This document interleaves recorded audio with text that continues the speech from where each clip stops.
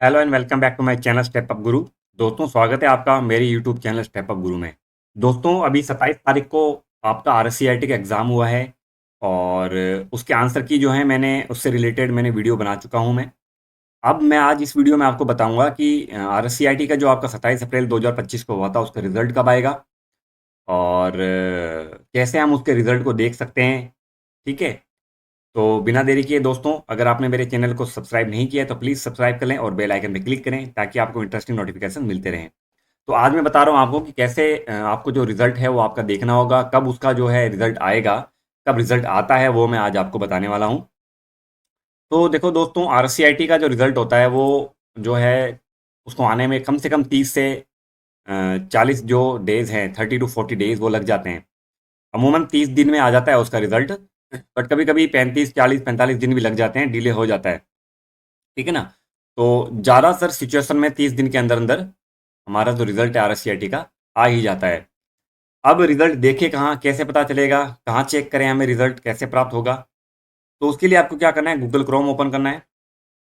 Google Chrome open करने के बाद आप यहाँ पे सर्च करेंगे वीएमओयू, ठीक है? और क्लिक करेंगे। यहाँ पे सबसे पहले आ रहा है वर्धमान महावीर ओपन यूनिवर्सिटी कोटा, इस पे आपको क्लिक करना है। यहाँ क्लिक करने के बाद आप नीचे-नीचे आएँगे सबसे, और यहाँ पे देखो एग्ज़ाम कॉर्नर आ रहा है ना? यहाँ पे आपको दिख रहा होगा आरसीआईटी रिज़ल्ट, ठीक है?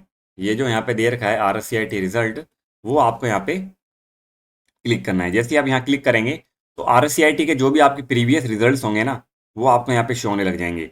बट फिलहाल यहाँ पे लास्ट जो हमारा आरसीआईटी का पेपर हुआ था, वो हुआ था 22 दिसंबर को। उसका अगर आप रिज़ल्ट देखना चाहते हैं, वो आप यहाँ देख सकते हैं।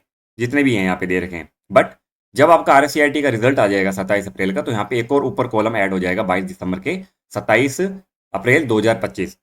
वहाँ जाके आप क्या करेंगे, रिज़ल्ट पे क्लिक करेंगे। व्यू रिज़ल्ट पे क्लिक करने के बाद आप 2 तरीके से अपना जो रिज़ल्ट है, वो सर्च कर सकते हैं। ठीक है, सबसे पहले तो आपको अपना डिस्ट्रिक्ट जो है वो सिलेक्ट करना पड़ेगा। अगर आप अजमेर से हैं तो अजमेर, अदरवाइज अगर आप बीकानेर से हैं तो बीकानेर, जो भी आपका डिस्ट्रिक्ट है वो आपको सिलेक्ट करना है। फिर आपको यहाँ पे रोल नंबर डालना है। जो भी आपका रोल नंबर आपको मिला होगा प्रवेश पत्र में, वो आपको यहाँ पे डालना है। अदरवाइज आप search by name and date of birth के हिसाब से भी आप सर्च कर सकते हैं कि भाई आपका नाम क्या है, जो आपका एडमिट कार्ड है उसमें। ठीक है, इवन आपका डेट ऑफ बर्थ क्या है वो भी आप डाल के यहाँ से व्यू करेंगे, तो आपका जो रिजल्ट है वो यहाँ पे शो होने लग जाएगा। ठीक है, तो एक तो ये तरीका हो गया कि भाई आप रिजल्ट कैसे देख सकते हैं।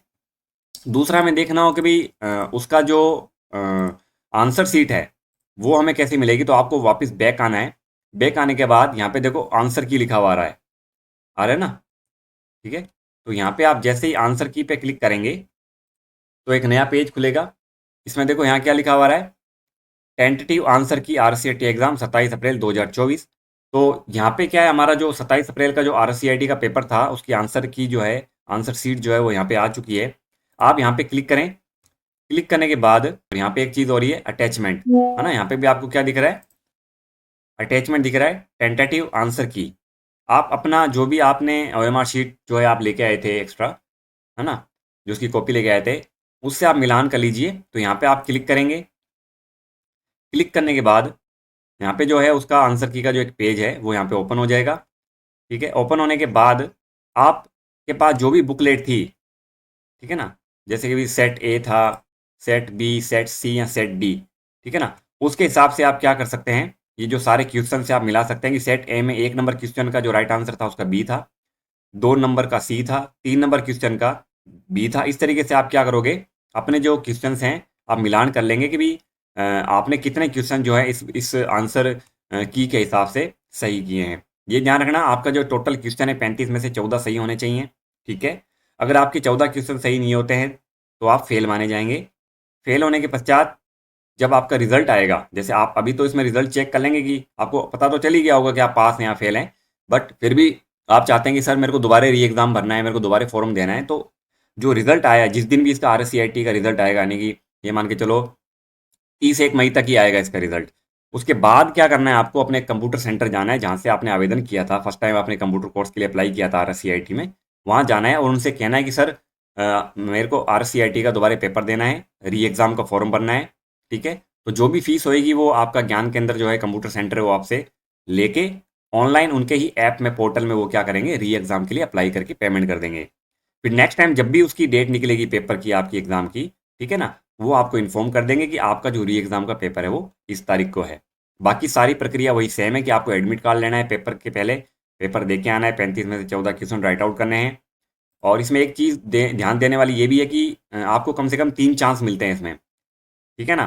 मतलब अगर आपने RCIT का कोर्स आप कर रहे हो और आप एग्ज़ाम देने गए हो और आप एक एग्ज़ाम में फर्स्ट अटेम्प्ट में फेल हो गए हो, तो आप उसके बाद आपको 2 अटेम्प्ट और मिलते हैं।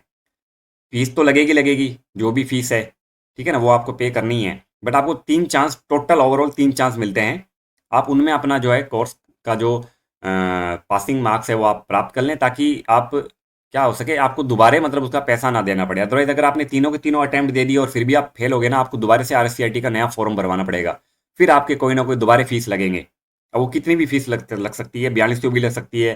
कंप्यूटर सेंटर वाले अपना मार्जिन कम करके आपसे फीस ले सकते हैं, मान लो 3500, 3000, 2500, 2000, जो भी है, ठीक है ना। वो उन पे डिपेंड करता है कि वो आपसे कितना फीस लेना चाहते हैं, क्योंकि आपको सिर्फ पेपर देना है, दोबारे क्लासेस तो दोबारा लगानी नहीं है, ठीक है ना। तो आप इस तरीके से क्या करना है, आपको ये प्रोसीजर करना है। तो अगर आप RCIT का रिजल्ट देखना चाहते हैं तो वही सेम प्रोसीजर दोबारा मैं बता देता हूँ। आपको RCIT रिजल्ट में जाना है, ठीक है। यहाँ आने के बाद जो भी RCIT का रिजल्ट आया होगा वो आपको यहाँ पे शो होने लग जाएगा। अभी तो 22 दिसंबर ही दिखा रहा है यहाँ पे। फिर आपको व्यू रिजल्ट में जाना है। यहाँ पे आपको बोर्ड सेलेक्ट करना है, आपका डिस्ट्रिक्ट सेलेक्ट करनी है, सर्च बाय रोल नंबर या search by name and date of birth, वो डाल के आपको व्यू करना है, ठीक है। दूसरा आप चाहते हैं कि भी जो आपका आंसर की है वो आप देखना चाहें कि भी हमने 27 अप्रैल को जो पेपर दिया था उसकी जो ऑफिशियल आंसर की है वो कैसे हम देखेंगे, वो आपको देखने के लिए क्या करना है, यहाँ पे आंसर की लिखा हुआ आ रहा है, आप यहाँ जाएंगे, ठीक है। यहाँ जाने के बाद देखो यहाँ पे आ रहा है टेंटेटिव आंसर की RCIT एग्जाम 27 अप्रैल 2025, ठीक है। यहाँ पे आपको क्या करना है, क्लिक करना है। क्लिक करने के बाद यहाँ पे आ रहा है अटैचमेंट में, ठीक है। यहाँ पे आपको क्या करना है, दोबारा क्लिक करना है।